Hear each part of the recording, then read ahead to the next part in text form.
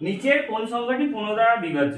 কোন কোন পরীক্ষায় আসতে পারে? Rail, SSC, PSC, group D, group C, panchayat.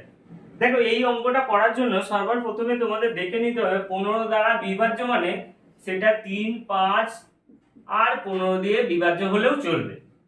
তো এই অঙ্কটার জন্য স্পেশালি একটা ফর্মুলা হচ্ছে, যে সংখ্যাটা থাকবে সেই সংখ্যার যোগফল। ধরো আমি প্রথমটা নিয়ে নির্বাচন করলাম 1 + 3 + 3 + 1, এর যোগফল কত বেরোবে? 4, 4 3 7, 7 আর 1 8। 8 এই তিনটে দিয়ে ভাগ যাবে না, তাই এটা হবে না। পরের সংখ্যাটা হচ্ছে গিয়ে 1 + 4 + 5 + 5।